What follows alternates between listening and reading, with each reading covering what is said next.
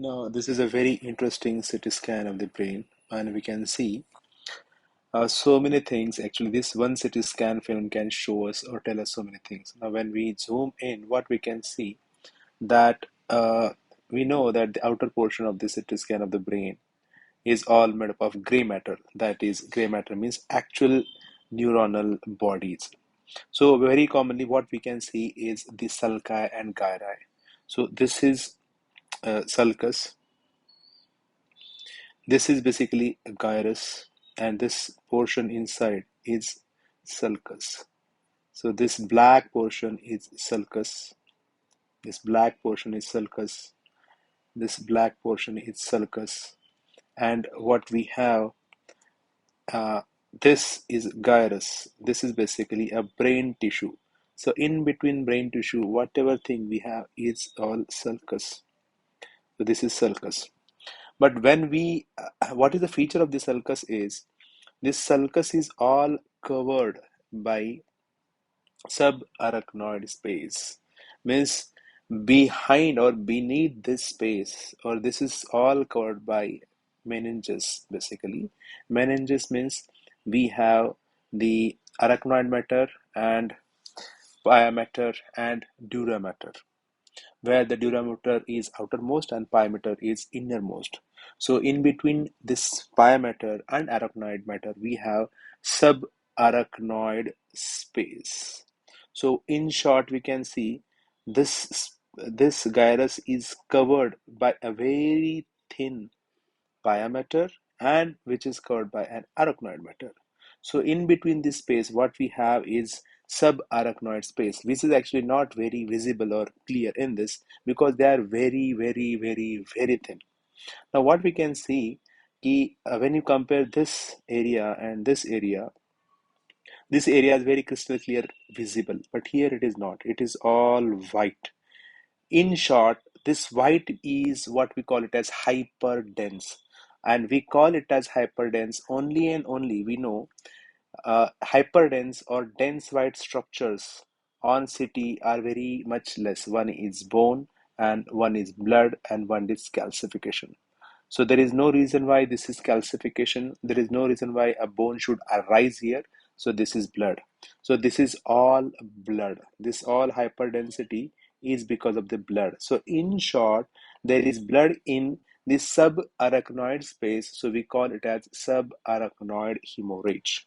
So this is SAH. Now we must remember that subarachnoid space is very, very commonly seen either traumatic, either after road traffic accidents, and it is very commonly seen with aneurysmal bleed. So we must know that the middle cerebral artery or anterior cerebral artery or arterial communicating artery or posterior cerebral artery, these are arteries, but you can have an abnormal dilatation of these arteries which are actually weak. These are dilated, so these are more of a balloon like because these have usually a slightly reduced muscular capacity. That is the reason why these aneurysms or these dilatations of an artery cannot sustain very good pressure. So whenever there is increased blood pressure, like suppose more than 160, 170, 180, 200, these arteries, as they are very tight and they are very good smooth muscles, they can sustain that pressure. But this part, as this is dilated, this muscular portion is already so much stressed that this arterial wall becomes very thinned out and it will simply rupture. And as soon as it ruptures, it will cause bleeding into all the subarachnoid space. So this is subarachnoid hemorrhage. So we can very nicely clear cut see this all sulci in the all the sulci, this all subarachnoid space, we can see extensive bleed. So this is extensive subarachnoid hemorrhage. Apart from that, we can see that there is bleed which is located in this area. There is a large bleed in this right cerebral hemisphere, and this is not subarachnoid. This is apart from the subarachnoid space, and what this is causing is compression of this lateral ventricle. if you can see, if you can compare over here, this space or this lateral ventricle and this lateral ventricle, there is so much of a difference. You can see that here as well. You can see that here as well, that this ventricle is pretty good, but this is all compressed because of the bleed here. So this is simply pressing this brain tissue to this area. That is the reason why it is causing compression of this lateral ventricle. Apart from that, what other things we can see is we can see that this is bleed because this is hyperdense or dense white. Around that, we can see the hypodensity. Hypodensity means blackishness. So you can see it very clear. So compare this blackishness to here. So you can very clearly say that this looks much of a white, but this look much of a black. So this is hypodense density area around this bleed, which suggests edema or swelling of the brain. So whenever there is swelling of the brain that is swollen up or edematous will not work properly. Patient will have convulsion.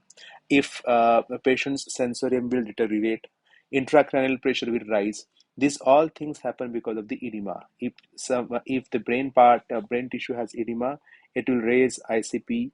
It can cause convulsions. It can cause paralysis of that particular area. It can cause a deterioration of the sensorium. Patient may have low level of consciousness. So these all problems can occur because of the edema. If it is brainstem involvement, then patient's respiratory rate can vary a lot.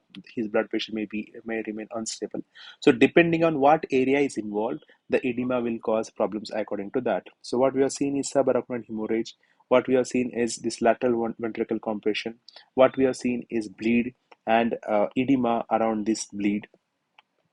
There is a I'm just trying to look after whether we can see. There is one more thing, that this bleed has also caused extension into this ventricular system. So here we can very nicely see that this is more of a, as the patient's head is lying down here, this is patient's bed.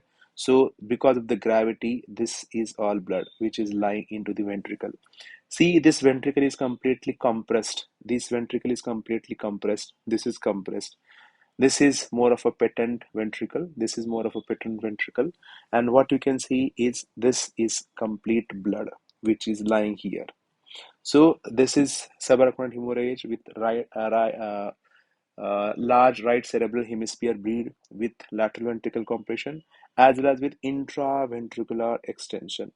What this white spot is a very typical of ventricular calcification. This is very common finding, and we very commonly see this thing, and it can be in both the ventricles. This is very commonly seen, and this is one of the normal structure, and we can label this as a, you can see here, this is normal ventricular calcification, but this portion here is ventricular bleed. This is ventricular hemorrhage. So there is extension of this bleed into the ventricular system, causing intraventricular bleed.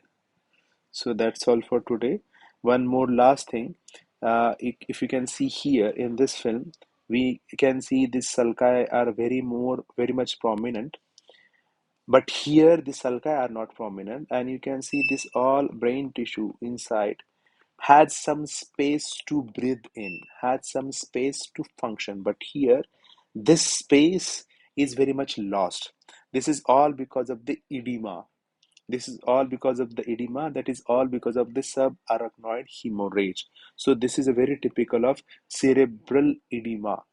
The cerebral edema has all blocked the sulci and gyria, so that it will affect the brain tissue which is present over here. So thank you for today.